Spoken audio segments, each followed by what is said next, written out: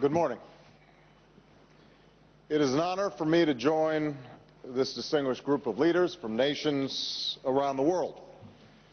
We come here in Copenhagen because climate change poses a grave and growing danger to our people. All of you would not be here unless you, like me, were convinced that this danger is real. This is not fiction, it is science. Unchecked, climate change will pose unacceptable risks to our security, our economies, and our planet. This much we know. The question then before us is no longer the nature of the challenge. The question is our capacity to meet it.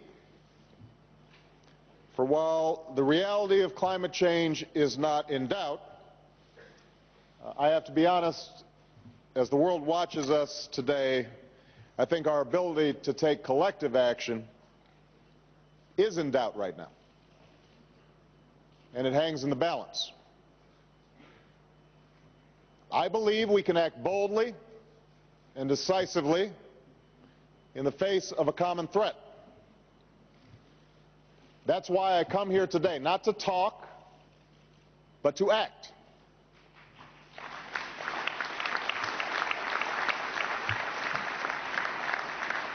Now, as the world's largest economy and as the world's second largest emitter, America bears our responsibility to address climate change, and we intend to meet that responsibility. That's why we've renewed our leadership within international climate change negotiations. That's why we've worked with other nations to phase out fossil fuel subsidies. That's why we've taken bold action at home by making historic investments in renewable energy, by putting our people to work increasing efficiency in our homes and buildings, by pursuing comprehensive legislation to transform to a clean energy economy. These mitigation actions are ambitious, and we are taking them not simply to meet global responsibilities. We are convinced, as some of you may be convinced, that changing the way we produce and use energy is essential to America's economic future, that it will create millions of new jobs, power new industries, keep us competitive, and spark new innovation. We're convinced, for our own self-interest, that the way we use energy, changing it to a more efficient fashion, is essential to our national security because it helps to reduce our dependence on foreign oil and helps us deal with some of the dangers posed by climate change. So I want this plenary session to understand America is going to continue on this course of action to mitigate our emissions and to move towards a clean energy economy, no matter what happens here in Copenhagen. We think it is good for us as well as good for the world. But we also believe that we will all be stronger, all be safer, all be more secure if we act together.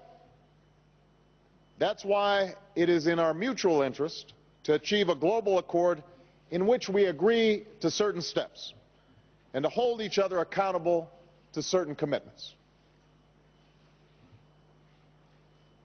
After months of talk, after 2 weeks of negotiations, after innumerable side meetings, bilateral meetings,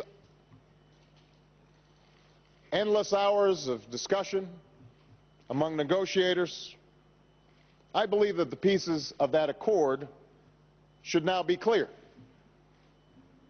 First, all major economies must put forward decisive national actions that will reduce their emissions and begin to turn the corner on climate change.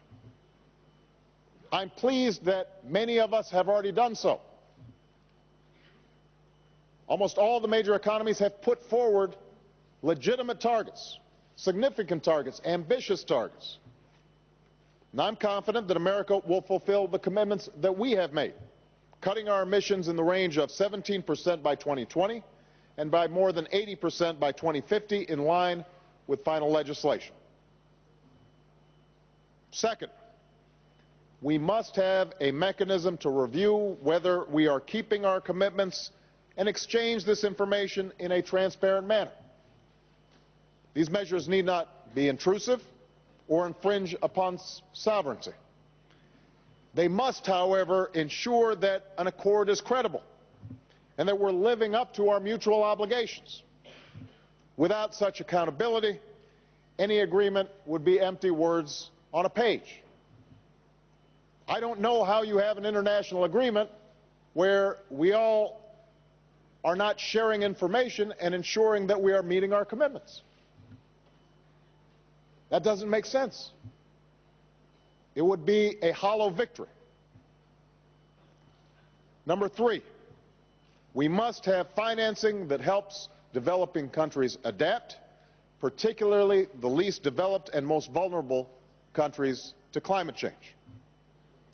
America will be a part of a fast start funding that will ramp up to $10 billion by 2012.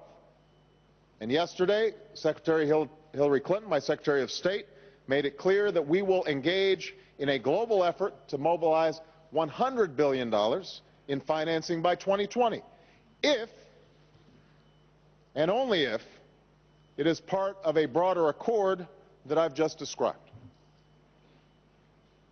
Mitigation, transparency, financing.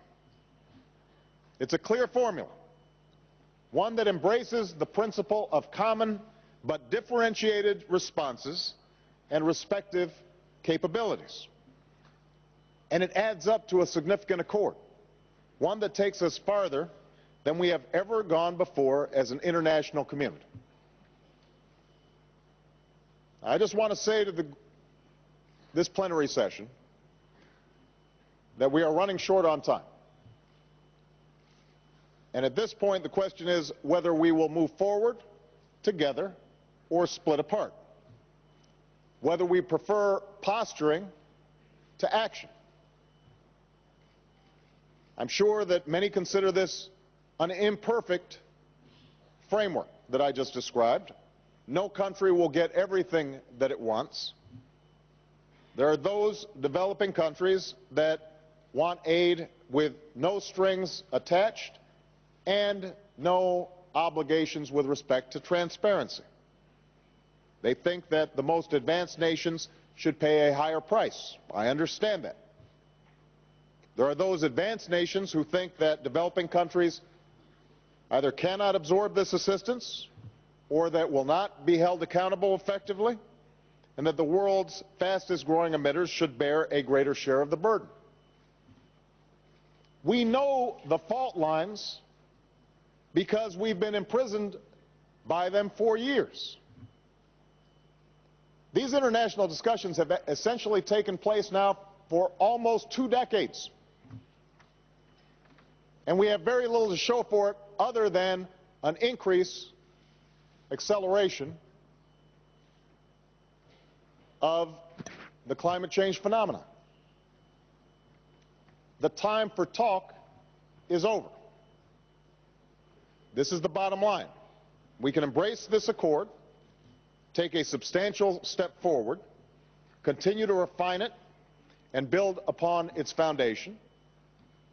We can do that, and everyone who is in this room will be part of a historic endeavor, one that makes life better for our children and our grandchildren. Or we can choose delay, falling back into the same divisions that have stood in the way of action for years. And we will be back having the same stale arguments month after month, year after year, perhaps decade after decade, all while the danger of climate change grows until it is irreversible.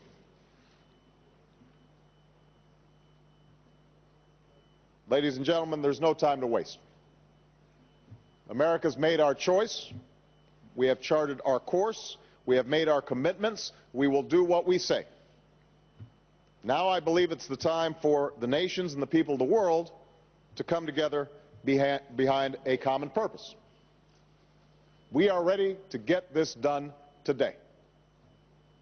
But there has to be movement on all sides to recognize that it is better for us to act than to talk. It's better for us to choose action over inaction, the future over the past, and with courage and faith, I believe that we can meet our responsibilities to our people and the future of our planet. Thank you very much.